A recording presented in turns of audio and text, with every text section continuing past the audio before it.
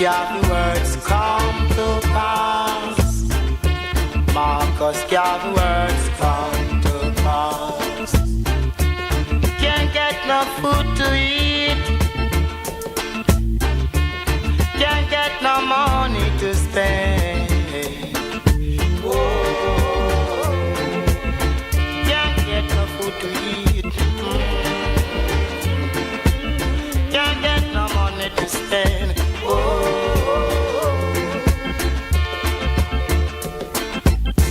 Come, little one, oh, let me do what I can for you. And you, hello. Come, little one, come. Oh,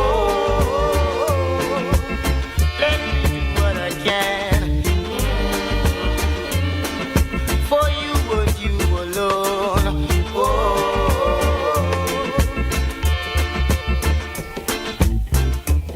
You know the right hand do it now shall be spanked with many stripes, weeping and wailing and mourning.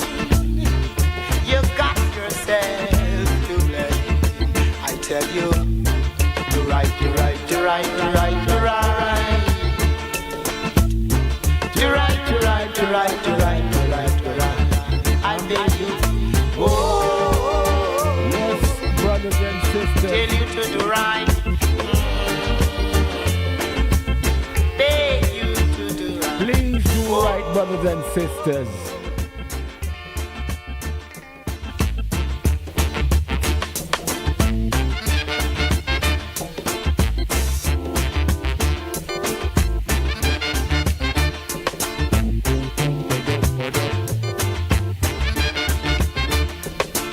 Where is Bagawaya? He's nowhere around. Where is Bagawaya? He's nowhere around. He can't be found. First betrayer who gave away Marcus Garvey, son of Satan, first prophet. Yes, brothers and sisters. Catch them, Garvey. Prophecy. Oh. Catch them, Garvey, catch them. Brothers and sisters, welcome to the Community Focus, where we meet the community, where you speak to the community. Brothers and sisters, once again, we are here doing the work of our ancestors. They did their share. It's up to us to do our part. The baton must be carried from here to there. And for the last 40 years, I think, to a certain extent, we have dropped the baton. We have to pick it up and we have to do our share. Commit to your race. Commit to your people. Make your lot better. Make your people better. Make a sacrifice. Do something for someone who is not your blood. Make that difference in your community. Brothers and sisters, you can judge a community based on what it does for their children. Brothers and sisters, we are the only one who allow our children to go into a school system that benefit by miseducating them and don't get involved. We are the only people that do that, brothers and sisters. So we have to change that. We have to change the system where this system is killing our children left and right without any excuses, without any explanation. They are killing our children. We must stop that, brothers and sisters. We have people who have made sacrifices over the years and continue to making sacrifices. A lot of people, brothers and sisters, we have to wonder, where is our sacrifice? And if we can't see our sacrifice, it simply means that we are not sacrificing anything. So we have to look into ourselves and say, are we here for ourselves or we are here for the race? Are we willing to make a difference to make the race better? Look at what you're doing. Think about what you're doing and ask yourself, am I doing enough? If you believe in your heart of hearts that you're doing enough, then please continue. If not, step forward and make a difference, because this is what it's about, brothers and sisters. You making the difference for our people, left and right. You have to make that sacrifice. You're here all of last month and the beginning of this month. We have been talking about brothers and sisters who have made sacrifice all over the world, and they have made difference to move our lives forward. They have made sacrifice that bring on the fight for liberation, and we are grateful for that. So we are here full speed, and we are continuing full speed. Brothers and sisters, our ancestors, they work day and night. They work in the fields 18 hours a day, but they stand upright. But brothers and sisters, now that we have learned, we know, and since we know, brothers and sisters, we must take the lead, because we must ensure that those things that happened to our ancestors must never happen again. And how we are going to change that, brothers and sisters, is for us to make that commitment. We are here at the forefront again. We are here at the front line. We have so many things to discuss. We have so many things to talk about. We have so many things to do. Brothers and sisters, I hope you were able to come by the rock and get your Julie mango. They were gone in a jiffy. We should be getting some more on Monday. So if you weren't able to get any from this batch, on Monday we should have a new batch coming in, because if I'm not mistaken, most of the mangoes are gone.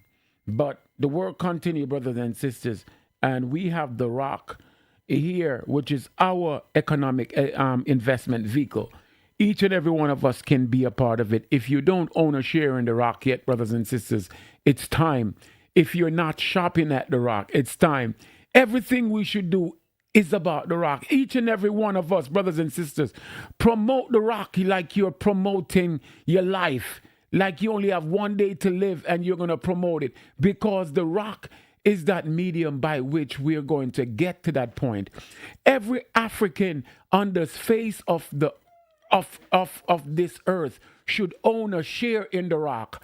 So if you don't have your share yet, brothers and sisters, come on down and get your share. But brothers and sisters, most importantly, shop at the rock today. Brother Dugue, good evening, and how are you? Greetings, President General. Can you see and hear me loud and clear? Clearly, brother.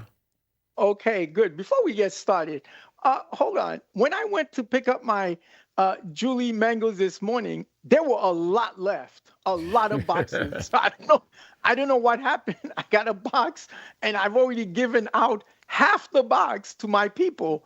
I gave a lot to Brother Ryder, but no, this morning when I went, there were a lot of boxes left. But you know, if you're slow, you miss it. So, but PG, a lot of the customers wanted the East Indian mango. Yes. Of course, hold it. I had to let them know my favorite is the Blackie mango. I mean, there was a customer. She was saying to me, "Oh, don't they have any East Indian?" No. I said we only have Julie, but we'll be certain to get others. But then I told her my favorite is the Blackie mango, and she said, "Yeah, that's mine too." So okay, so we had to keep that in order. No, but PG, this morning there were a lot of boxes. I mean, not a lot, but I wasn't the last box. I can tell you that. But yes, wow. They're all gone.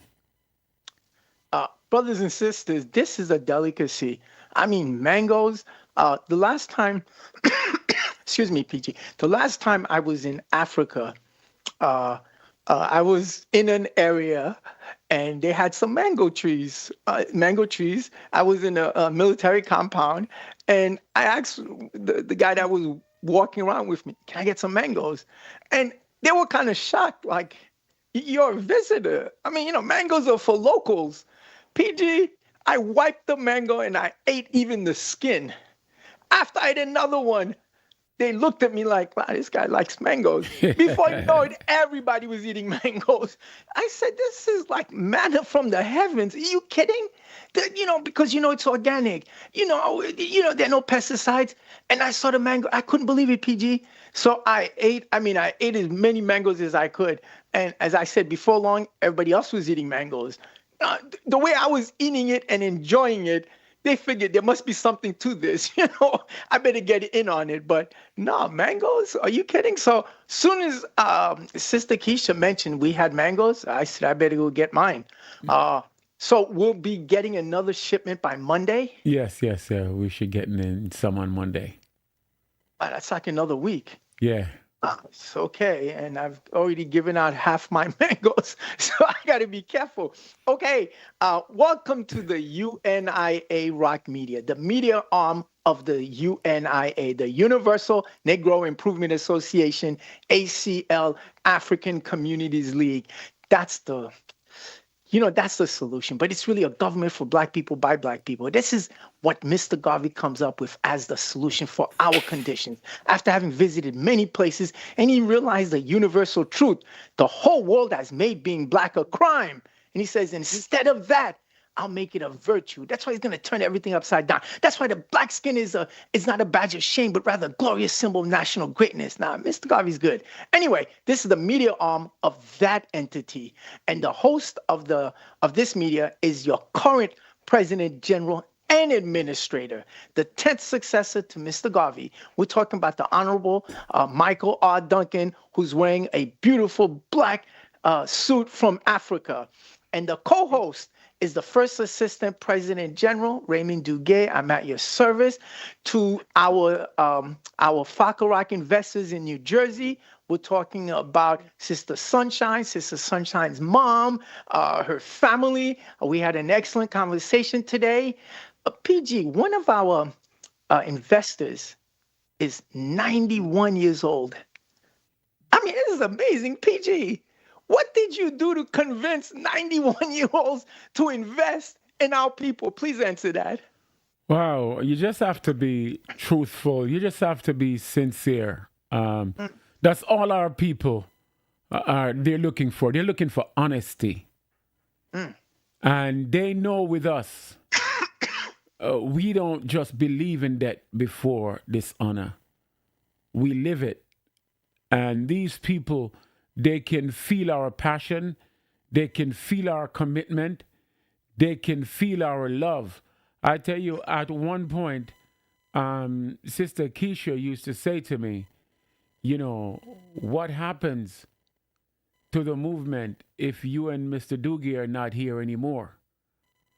We just have to keep working and preparing brothers and sisters who love the UNIA and who love African people just as much as they love themselves.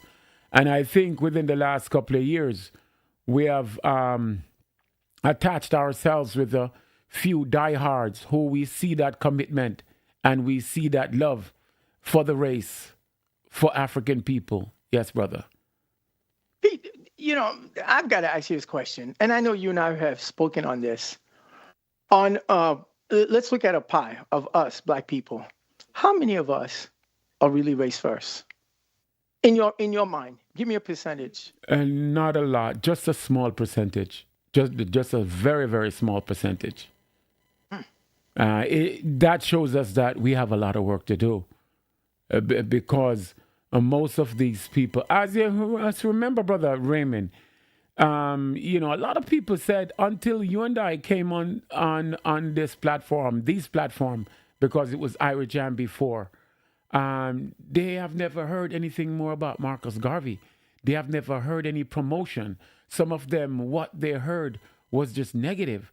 So it's just showing how much we have to do and how much we really have to build this platform. So this platform at some point can become a 24-hour platform where our people can tune in for information and guidance on anything as it concerns the African race. This platform here, just like the UNIA in the 20s, this platform have to be the vehicle by which Black people will get their information. Okay, there you have it from your President General. Let's give a shout out to Brother Richard Evans from the Boston area. We'll be seeing each other sooner than you think. Okay, PG, today is June 9th, right? Tomorrow is June 10th.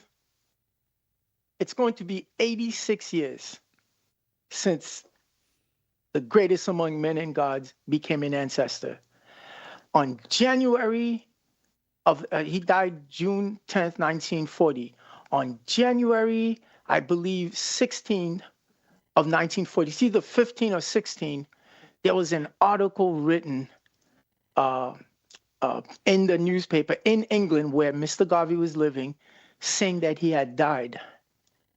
He had gotten a stroke and he never recovered. PG, why would anybody glee over the death of Mr. Garvey? I mean, yeah, okay, let's say you're evil, but you just think about it. The greatest, just think all that he had done. Mr. Garvey suffers a stroke, and the brother, I don't know if I'd call him a brother, but he was the one that hung out with Kwame Nkrumah in Ghana. He was from Trinidad. My kid, his name escapes me. Nick Nurse. His original name was Nurse. He changed his name. He was one of the so-called leaders of the Pan-African movement. It's not George Padmore, right? George Padmore. Yeah. George Padmore. It was George Padmore who wrote the article January 16th, 1940. Gleeing over, because he hated Mr. Garvey, because these guys really believed, there's no such thing as a racial struggle. It's a class struggle. It's the haves versus the have-nots. It's being able to control the means in production. He was gleeful that Mr. Garvey, and he even wrote that Mr. Garvey had died. No, Mr. Garvey had not died. He suffered a stroke. And then from January to June, yes, his health deteriorated. And finally on June 10th, he became an ancestor. And then 40 days later, on July 21, it was Carlos Cooks who led the memorial service after 40 days of mourning in Harlem at the Advanced Division. And, and Cooks let it be known, doesn't matter what you believe, but this is the greatest single individual in the history of humankind, independent of race and all that he had done. So, but anyway, PG, my point to you is this. Mr. Garvey dies in England, and we know he's by himself. Did we let him down? Please answer that. Yes, we let him down big time, because everybody flying the red, black, and green, everybody talking about Mr. Garvey, but we moved away from the government he created for us. The biggest compliment you can give to Mr. Garvey is to keep his movement alive. Become that extra person, that extra number to make it one more that's going to continue the fight for freedom, liberty, and life. So yes, in a big way, we let down Mr. Garvey big time, because he gave everything he had. Everything. I'm sorry, go ahead, continue. Everything. Please continue. Yes, so definitely. But as I said, I'm somewhat patient with some of our people, because I know we're damaged. I know we're damaged people, and therefore I try not to be as rigid with some of our people, because Mr. Garvey said if we didn't teach them, it's a good possibility that they won't know. So we just have to, as I said, continue building every day, continue plowing the soil until we get there. Okay, there you have it. June 10th, 1940, the Honorable Marcus Mosiah Garvey becomes an ancestor. He died in England. And believe it or not, it was Edward Seaga who had his body returned back to Jamaica. What do you say about that, PG? Well, then, someone had asked me, someone had said,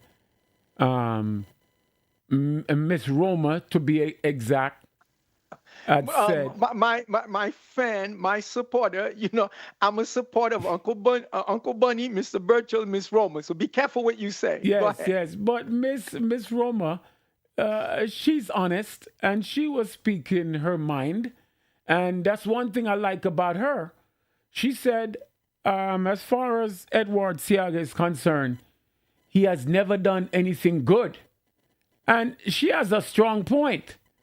But we just had to kind of say to her, yes, he did one good thing. I guess even the devil must have done something. Right, brother. So, You're right. and even though the devil may have had an ulterior motive that was self-serving, the fact that he did it was a good thing anyway. So he brought home Marcus Garvey to Jamaica for him to be interred there.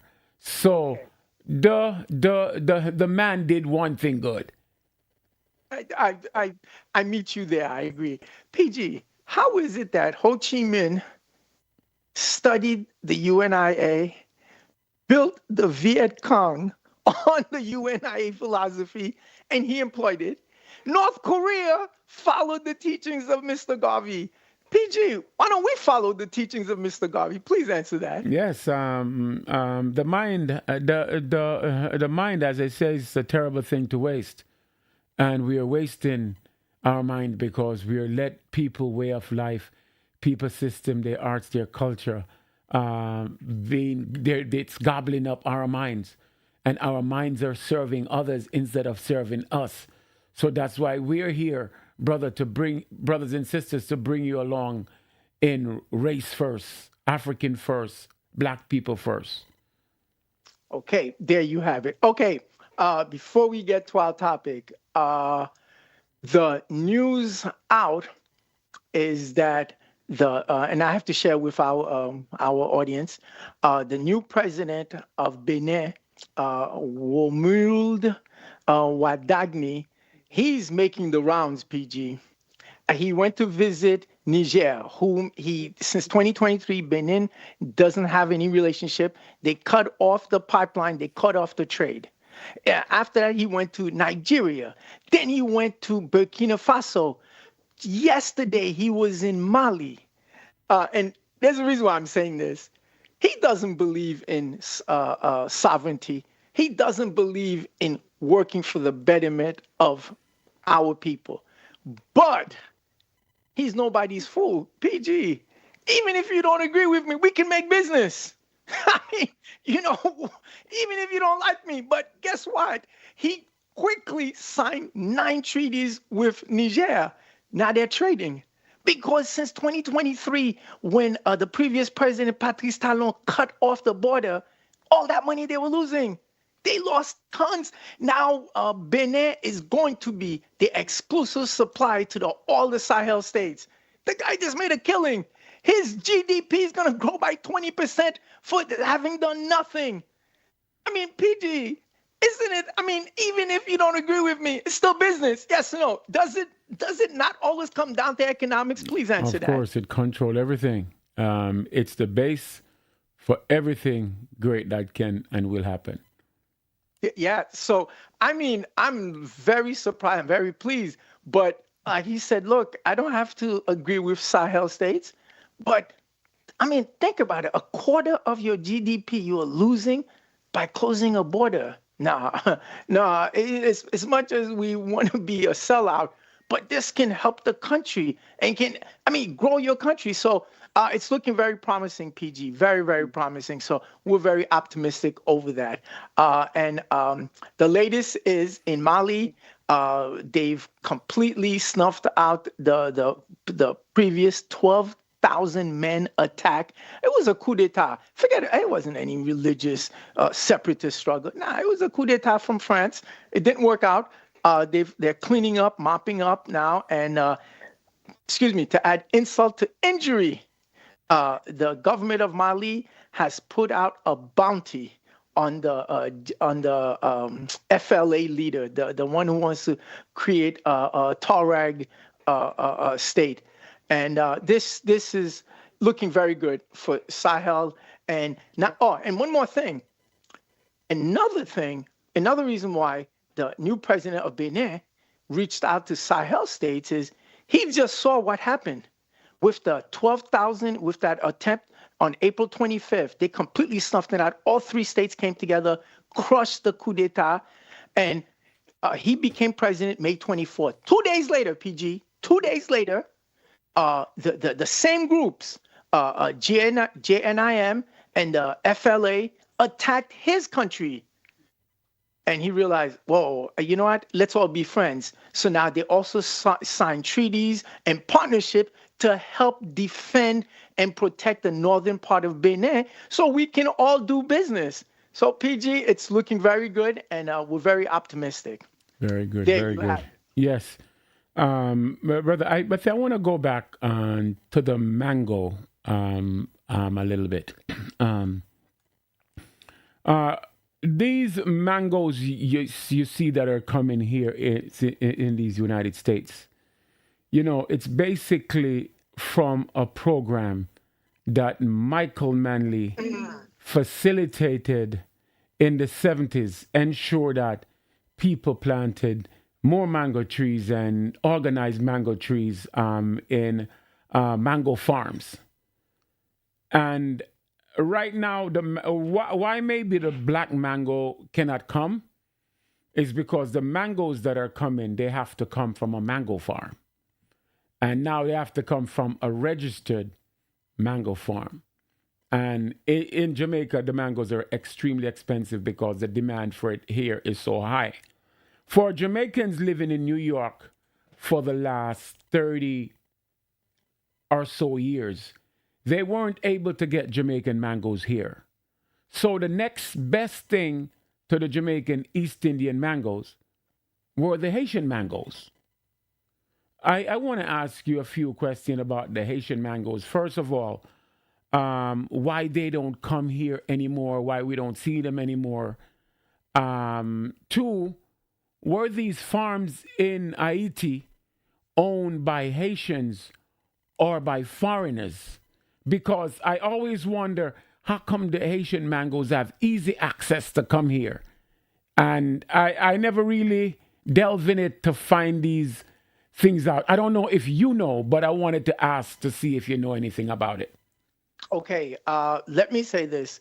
Since 2011, when Michel Martelly became the so-called president of Haiti, the mangoes are completely, it's like underground. Let me give you a quick, before I get to the mangoes, let me give you a quick history of agriculture and farming in Haiti. Up until about 2004, the first time, or the second time that they overthrew Aristide. The first time, we're talking about President Jean-Bertrand Aristide, he was overthrown September 30th, 1991. He was exiled, this and that. We finally got him back in the country, and then he became president again. He was overthrown and kidnapped by Bush Jr. on February 29, 2004. Again, exiled, the whole routine. But anyway, it was since then, what had happened is this. Up until that time, PG, Haiti was one of the few countries on the planet, and especially in the Caribbean, where the peasants owned the land. They tried the factories, they tried the coffee, all of that. They even tried the pineapples to get people out of the farming, out of the agriculture, into the cities, where the cities would become overcrowded, and then you would have sweatshops. Well, the sweatshops, so not exactly in Port-au-Prince, but right on the outskirts, but definitely far removed from the provinces, from outside location. So up until 2004, Haiti was one of the few countries, I believe is the only one, especially in the Caribbean, where the peasants still own the land. Oh no, that's been done away with. And then by 2010, 2011, when Martelly became president, you can't find Haitian mangoes. You could find them once in a while, but I can tell you, since COVID, I haven't seen any. I'm sure they exist, and I've asked people. Sometimes by Brooklyn Terminal Market, you can get one or two batches, but no. Up until 2004, those persons producing the mangoes and all the vegetables and the vegetation from Haiti, that was controlled by peasants. After they finally got rid of Aristide in 2004, they forced everything to be sold. In fact, while he was out of the country from 91 to 2000, all of the state owned enterprises like the cement, like the telephone company, the water company. That was all owned by the state. For Clinton to allow Aristide to return in '94, that was one of the preconditions. Sell off all of the state-owned enterprises, and then eventually, so when he got back to the country and eventually became president in 2000, that was the one thing that they held was for the peasants and the peasant movement. So under Martelly, what they've done is when Martelly first became president, they went out and assassinated a lot of the peasant leaders, a lot of the labor leaders, and that was to take the ownership of the land. So up until 2004, PG, I can say with great certainty that the mangoes were controlled by peasant-owned, people-owned. The companies didn't own it. They let the U.S. come in to do the baseballs, the underwear, the Target, the Walmart, but the vegetables were still controlled by peasants. But that's no longer the case. And that was the last straw. And that's why they had to get rid of Aristide, because that was one of the things he said, no, we're not going to sell off the land ownership rights. And that's what they pushed for. So, when they get rid of people like Aristide, it's not just, it's for the whole totality. It's for the whole businesses. But yeah, so once they got rid of Aristide on February 29, 2004, that was it. But until then. So all the mangoes for now, is it because of that? Is it because they're not farming anymore? Is it because people wonder is it because of the fighting? The gang violence and that's nonsense. It means nothing. No, this is a controlled effort to squeeze the GDP, make sure that the economy screams. No, but it is not owned by the peasants. That I can tell you. Right. Yeah. And so it's, maybe Hillary Clinton didn't like the way Aristide denounced her and cut him off. So, or maybe since that earthquake in 2010, when we Africans from Haiti have been denouncing Clinton and the Clinton Foundation, like, where's the money? Where's the $6 billion that you stole? So as a result, a collective punishment, which is a war crime, they make sure that the mangoes are not ever taken out. But I can tell you, PG, since COVID, I don't think I've seen a Haitian mango. Have you? Since COVID, no. I've seen it, yeah. Yeah, so that's where we're at. But if you can't get a mango from Haiti, Blackie mango, Julie mango, and East Indian will do, at least for me. So that's the main reason why anytime there's a Julie mango, I had to get to the Rock. So I'll be there Monday for the new shipment, because now that everybody knows I've got a batch, everybody's coming by asking me for mangoes. I mean, PG, you can go to the Rock and get it. Yeah, exactly. It's my pleasure to serve. It's my pleasure to give it out. Yeah. So PG, there are no mysteries in life. I mean, and let me give you a quick story. To now in New York State, and this was done under Cuomo, to be a political party in the old days, you just needed 75,000 signatures. Now you need 300,000 signatures. So what does that do? That means any small-sized party that is legitimate, that has concerns, can't be a party. And now you tell me if that's democracy. It's the same thing. When they institute these laws, regulations for that, to sell mangoes, you can only come from a farm. And when they mean a farm, they mean a commercial farm with white control and white domination. Your thoughts, PG? Yeah, the system is there, and they have it controlled where you have to go. Even if you should own a farm, there's a system that you have to go through where that system makes the bulk of the money. And that's why the East Indian and Julie mangoes are so expensive. A box of Julie mango is selling for $70. A box of East Indian mango is selling for $87. No, but hold it. But PG, that's for New York. That's not the case in Jamaica, is it? No, definitely not. Yeah, No, because when you took me to Jamaica, we bought like 1 million mangoes for $1. yeah, it's Yeah. Okay. Oh, okay. That's just for conversion into New York dollars. Oh, okay. That's better. Okay. But yeah, you know, brothers and sisters, we're talking about mangoes. Yes, that's true. And we've talked about the rock. They're all interrelated. I mean, just something as simple as mangoes. I mean, everybody, well, not everybody, but I like mangoes. I mean, something we should all enjoy, and it's a good meal. But you can't even do that because of these price controls, because of lack of sovereignty, because they won't ever let us. So what's the solution? Before you answer that, brothers and sisters, all over. PG was in Panama not too long ago. Who was at the bottom everywhere he went? Stop there. Everywhere PG's ever been at. And he tells you he's been to Kingston, he's been to Johannesburg, he's been to Accra, he's been to Freetown, and Nairobi, everywhere. Brothers and sisters, come on. I mean, even if you think both PG and I are, extremists, but just look around you. Forget it. You don't even need to go around the world. Just look at Southeast Queens. Look at the conditions of our people. Look at the conditions of these schools. And then over the weekend, I was on a call, and a young brother mentioned 2 Africans. And I'll be honest, I didn't know who they were until then, but since then I found out something about a young man named Carmelo Anthony, the young man from Texas. He was a track and field runner. Some white boy came up to him, threatened him, and out of defensive purposes, he defended himself.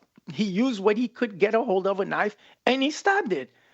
And he stabbed the white boy, and the white boy's dead. PG, you know this is a big deal. I didn't know any of this. But the point is, defending yourself, as long as you're black, and they wanted to string him up for life. He's a teenager. Thank God, at least they took it out of the adult. He's 17. They put him into adolescent. But defending yourself while black. Brothers and sisters, and what about the South Carolina issue? A 14-year-old boy was shot in the back by an Asian store owner. Shot in the back. I hate to tell you this, brothers and sisters. The only way you're shot in the back is you're walking away. yes. You can't be shot in the back if you're approaching somebody. And the 14-year-old teenager was harmless, was unarmed.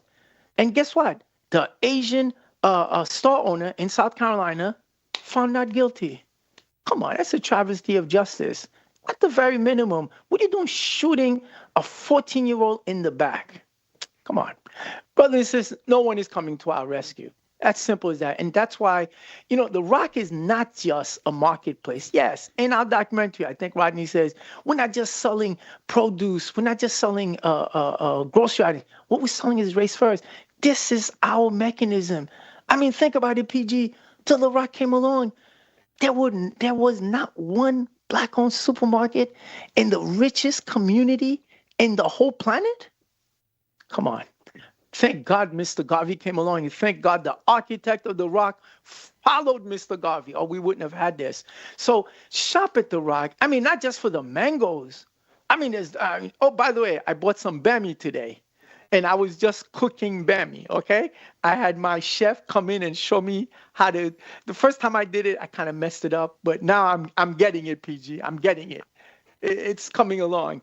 And so I bought some bammy this morning, and my mangoes.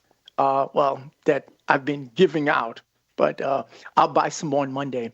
PG, my one regret with the Rock? I should have bought more shares, PG. That's my one regret. I don't have any money anymore, but I should have bought more shares. And anytime I get money, I'm going to buy more shares. Why? I mean, I don't need dividends. Nah, it's the belief that we can do it. We did it. And guess what? We didn't have to recreate anything. It's always been there. Everybody serious has followed Mr. Garvey. So why don't we employ it? So there you have it, PG. I'm looking forward to young Timothy's game on Friday, okay? So I need him to score. I mean, you'll forgive me for being so overt. I'm only looking at Timothy Ware. That's it. Go ahead. Yes, sir.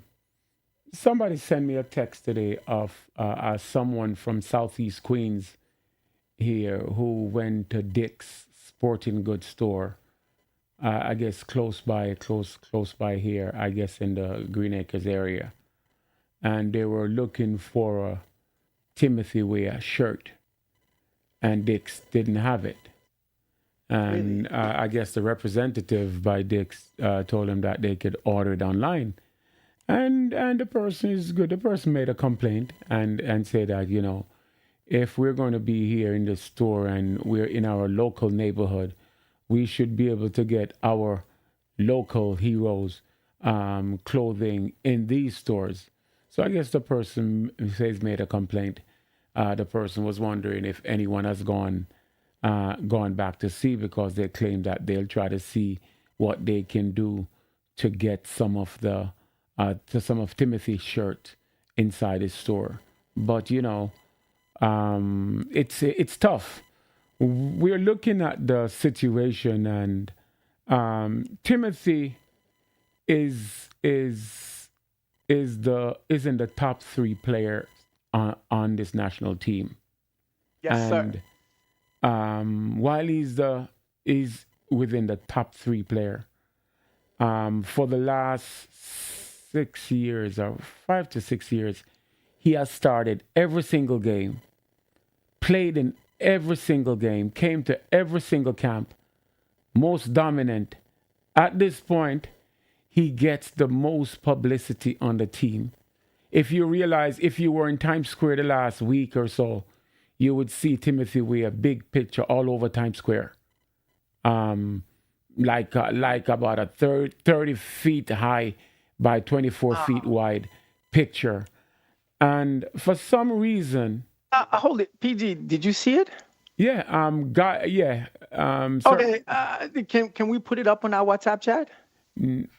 I don't know. I mean, somebody take a picture of video. I don't, I'm not like, I don't go to Times Square, but I would go there just for that. No, because brothers and sisters, it's important for us. Garvey says it's time to throw away the hero worshiping of others and elevate to position of fame those of us who succeeded, those of us who stand for race first. The young man stands for race first. Number 1, because he said so, but number 2, because of his uncle. Well, and his dad and his mom, but certainly his uncle.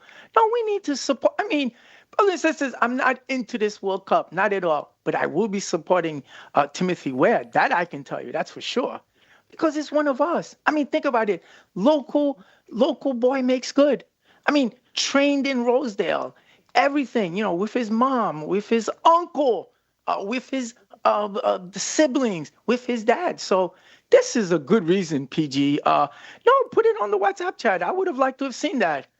I mean, think about it. They're always promoting and highlighting white people, white boys, white folks. One of us is there. Man, we should be first to let people know. And, like I knew Timothy when he was born, which is actually true, believe it or not. I've known Timothy since he was born. So, no, all of these reasons. So go ahead, PG. I'm sorry. Yeah, and Timothy has gotten so much publicity. I am thinking, I don't know if the coach is going to start him. What? We really want to see this. No. PG, no. Let me say this. I'm telling you, the fact that he's the son of George Manawer, the Honorable George Manawer, they're holding that against him. In their minds, they're thinking it's not about hard work. It's genetics. What genetics? Even if you're born with it, you still have to do the work. This is a young man who did the work, who does the work. And in the plaque that we gave him, dreams don't work unless you do. You actually have to do the work. No, that's... when Timothy made that statement, and then Timothy came with the mayor, and he did a program with the mayor. And in doing the program with the mayor, some people who don't follow the mayor and not agree with the mayor, they were criticizing Timothy. And they were saying that Timothy spoke about the tickets already and realized that some people didn't like it. So he shouldn't have associated himself with the mayor. But he didn't say anything. And moreover, if the mayor is getting tickets for people who can afford it, then it's That's a good thing. That's a good thing. And some people were saying, "Oh, the coach shouldn't start him because of this." What's And that got to do with it? Wow. No, but see, it's not even a political. This is racism. yes, It's the so fact, and racism built on jealousy, because they can't imagine young Timothy Ware, even though he's got the genetics, but he had to do the work. And that's why, because they know if they had it, they would have lived off the father's laws and not do the work. This is pure jealousy based on racism. I'm sorry. Go ahead, PG. yeah, so we really want to see. We really want to see. So Friday, it would be a telling point, but we would not be surprised. But you know what happened? Regardless of what, you have to be a professional, you know. And Timothy, he's the ultimate professional. He doesn't get emotional about certain things. There were times when he made the U17 team, he had to fight to make it. He had to fight to be a starter. And there was a time when on the U20, they didn't want to start him. And then they put him in the game in the second half. Or something happened and they had to play him. And in that game, he scored 3 goals. Yes. So then they couldn't deny. So I'm just watching, and just to let our people know that we're really just a pawn in their system, because they control, and because they control, they decide for themselves what's going to happen, when it's going to happen. If they don't put you out there to play, then you don't get exposed. One. I have a story to share with you. This is when my son Rodney played with the Super Eagles, and Mr. Duncan was the coach. We're talking 1999. It's a long time ago. And anyway, there was one game. The referees were cheating us. I mean, one of our players got butchered. In fact, he had to be carted off. They wouldn't give a red card. PG, I mean, you had to see him. Those were the old days. That's the old Michael Duncan. He comes, he starts at the top of his voice. He says, you know, he's addressing hold on us. 1 second.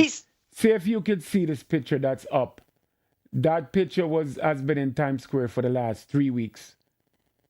Wow. Yeah.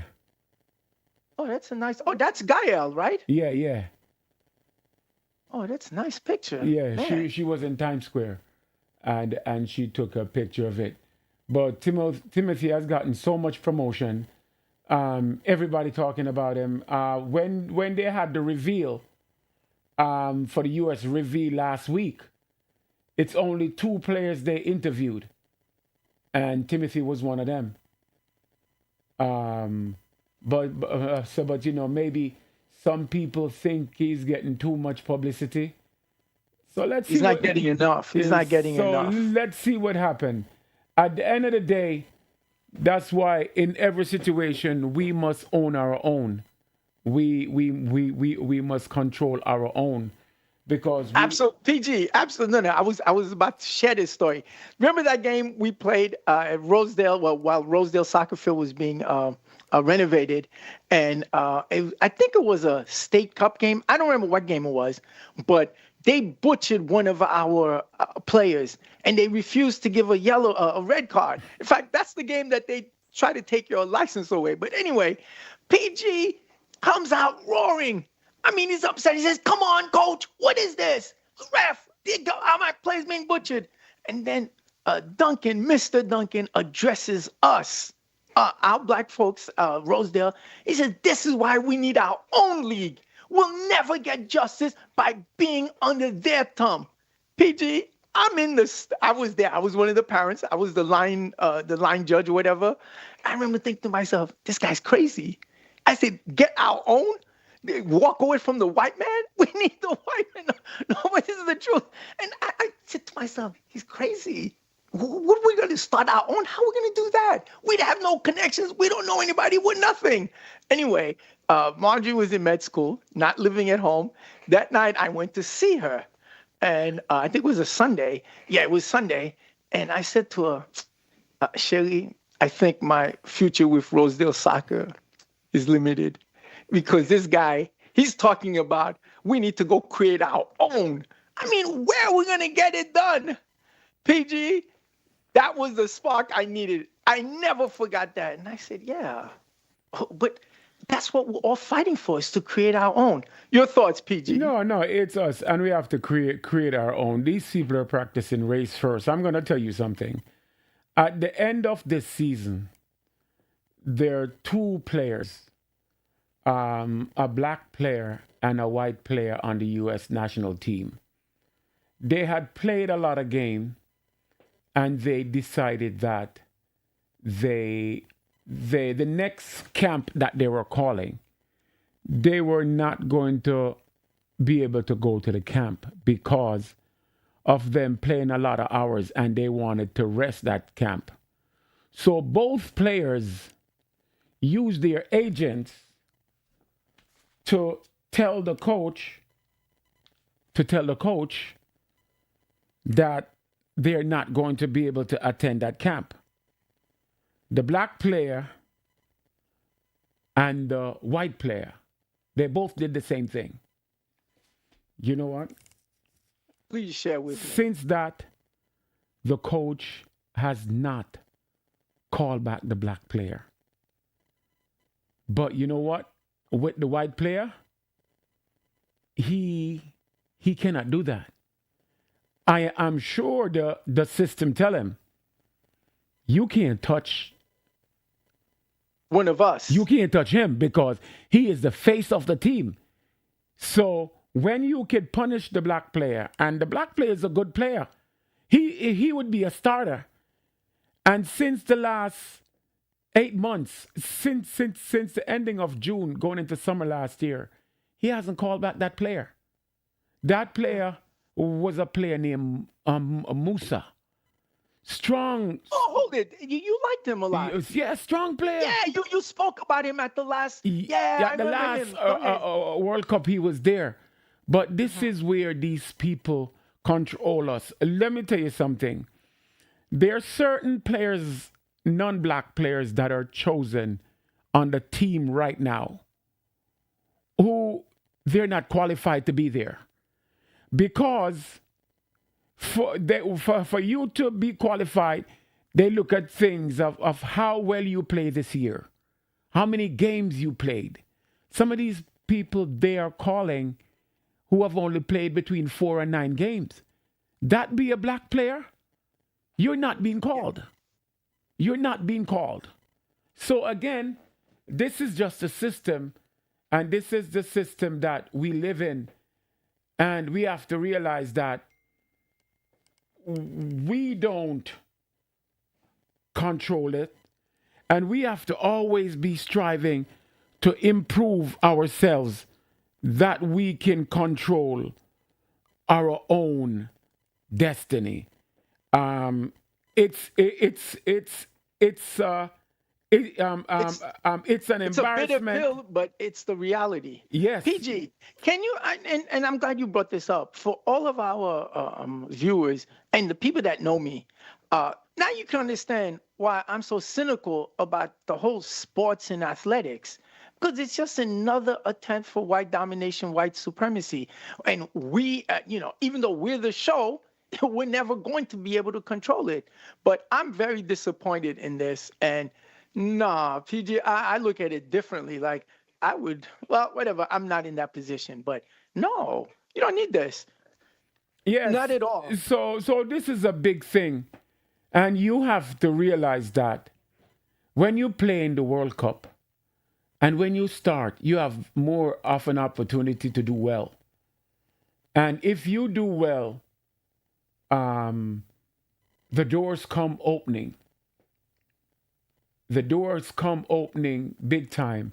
And as I said, I kind of have, I know what it's supposed to be.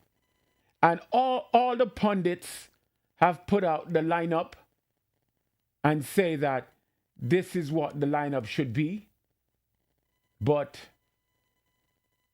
I think I'm not confident that the system is going to do the right thing. Mr. Duncan, can you go back to 1999 days and go speak to the coach for me, please? The old days. No, I'm not talking about now. I'm not talking about diplomatic President General. I'm talking about Michael Duncan running Rosedale Soccer. That's what I need. Please answer that, PG. Yes. You know, time is a hell of a thing. You gain more knowledge. You gain more understanding. And you realize that everything we need is within our hands. And we have to build. We have to commit ourselves to the movement, you know? And so our people just have to realize if we just wake up one day, there goes another picture with Timothy there. Man. Yeah, but it's been all over Times Square for the last 3 weeks. So imagine. Hold on, PG. What's on his shirt? Is that a number? What is that? He's wearing the U.S. flag over his shoulder. No. The black shirt. What's the design? Is that a number? What is that? You know, I'm not sure. Yeah. No, but you see what I'm saying, right? Yeah. Yes.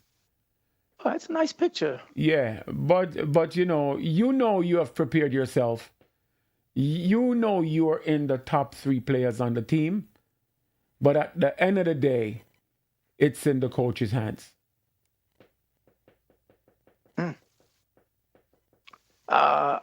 Bitter pill to swallow. Guess who's only rooting for Timothy Ware? Me, Raymond Dugue. No, that's okay. I truly hope he does well, and I'm looking forward to Timothy scoring goals. I'm just like to know, what does Mr. Ware think? What does the honorable ex-president think? Well, he knows about the system too well, because he been through it. Even in France when he was in Paris. If you realize, George is one of the legends in Paris, but when you go in the Paris Saint-Germain Museum, there's not a picture of George. Wow. Not one. A reporter wrote about it recently and said that it's a disgrace. He said one of the most dominant player who ever played for Paris Saint-Germain, and nothing is mentioned of him. And the reason why, because I guess when time came for him to move, he left and he went to AC Milan. And when he won the Ballon d'Or that same day, that same year, it was under the banner of AC Milan. So he has been through it. You know, George have told me a story that when he first came to Paris, to France, and he was playing for Monaco, and but say he remember the first game he played, and for some reason they lost that game, and he said it was amazing to hear these people, some of these players, and even some of the coaching staff, talking about send him back to Africa. But George said he understood. So he stayed quiet. He stayed on the bench for a while. But he said every time he got the opportunity, if it was 10 minutes or 20 minutes, he made it count. And not because they really wanted to play him, but they know they needed him to win.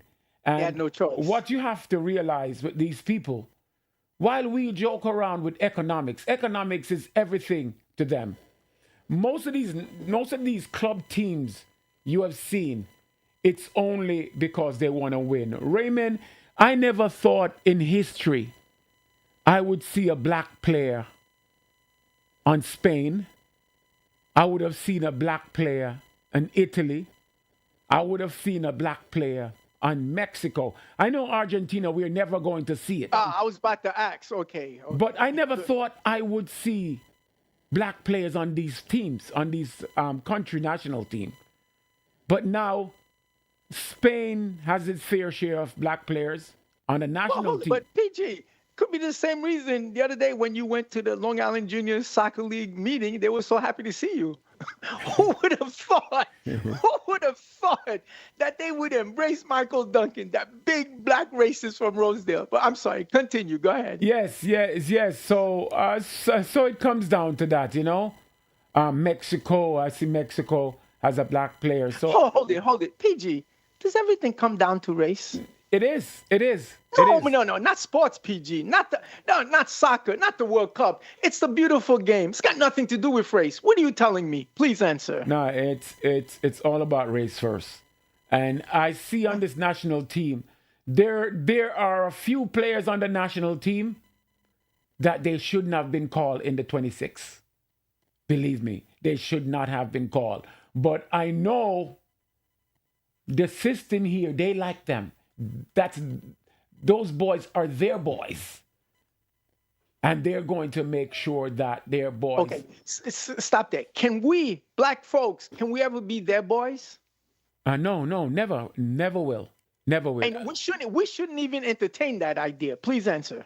Yes, of course not. I was talking to my grandson today, and Andrew is a very good player. The great African. Yeah. Go ahead. And I was telling him that Timothy and Kyle made it to the professional ranks because they were just totally superior to everyone else. They were just totally superior, no questions asked. So I told my grandson that I'm going to run a camp. I'm going to run a 2 weeks camp this summer where I'm going to run it myself. I'm taking off 2 weeks from 8 in the morning until 6 in the evening. And that's all I'm going to do because I have some players who are very, very good. And I want to help them to bring them to the next level. I told you about the U14 team. We have the U17 team. They're awesome. And the other ones coming up. And we're going to put through a camp just to improve their basic skills. You see, as I said, Brother Raymond, soccer is an individual sport played by a team. And yes, all you need is just one link to be weak. And you cannot play the kind of system that you want to play. You know? Yes, sir. So we're moving along. But the U14 team played a couple of games earlier this season. Early in the season, the first and the second game. And it so happened that we had to play these two teams. When we played the first and the second team, the first team we won. The second team we drew. We played these two teams again the last 2 weeks, and we destroyed both of them. You know what both coaches said on separate weekends? What happened? The team played totally different. Totally different. Because we had the time to work with them and get them in a system. So again, it's working. It's getting into a system. If you come out and see my boys now, Mr. Raymond, you will see every one of them wearing an orange color soccer shoes. Timothy got over 100 soccer boots for the boys in our club. PG, hold it. Since you mentioned you're going back to your roots, you're going to do a 2-week soccer camp. Does that mean you're going back to Michael Duncan? You know, the big black racist man from Rosedale? That's all I want to know. Please answer that. Well, they had it wrong. I'm not a racist person. I just love my race. Okay. Good answer. Plain and simple. Answer. I don't have time to hate anybody else because the time I'm going to spend hating that person, I could be loving my people. And I'd rather spend that time loving my race and not only talking race first, but to live race first, my brother. Okay, there you have it. Oh, PG, man. Oh, so when is this soccer camp? And this is going to be at Rosedale Soccer Field, correct? Yes. Most likely I'm going to run it about the second week week in July to the last week. Okay. Yeah. So there you have it. Oh man, you gotta listen. There's nothing like no. Let's not confuse sports and athletics. Athletics, the concept always being shaped. It's a part of your of development of growth. You need to exercise. There's no doubt. It's not just sitting down and reading books all day. No, there must be physical activity. That's the part of athletics. Sports is business in this country, and any business is going to be about white domination, white race first. So it's up to us, brothers and sisters. We're going to be there to support Timothy Ware for obvious reasons. But you know what? And Mr. Duncan said this to us in 1999. Man, 27 years ago. We need to go create our own. There you have it. And PG, and let me say, the same fight that we're having at the soccer field is the same fight in life, it's the same fight why we have to build the rock. So all of you who are supporting Timothy Ware, and our players and our countries in the World Cup, shop at the Rock. It's the same thing. Look at it. I think, hold it, PG, was it not 2022? I think whatever World Cup that France won, the last one, I think I was in the First Lady's living room, and she said, yeah, Africa won the World Cup last one because everybody on the French team was more or less black. You remember that? Yes, and yes. We're the three of us were talking. I think there were others there, and she said, "Well, yeah, Africa did win the World Cup if you look at France, and that's what it is. But what if we had our own team, man? Whew, PG, I'd be the biggest supporter of that team. Yes. Anyway, go ahead, PG. Last statement. Yes, so brothers and sisters, look out for Timothy. Support him. The game is on Friday. Starts 6 p.m. I think 6 p.m. California time, 9 p.m. New York time. Yes. So I'm going to be out in California. I'm going to watch the game. Then I'm running back to New York to watch my champions and to support them. So, brothers and sisters, watch, cheer for him. It's race first. Brothers and sisters, thank you. Absolutely. Okay, there you have it. Today, Tuesday, June 9th, 6266 or 2026. It's a monumental day for me. On June 9th, 1979, I met a young lady named Marjorie Renard. She was 16, I was 17, so 47 years since I met that young lady.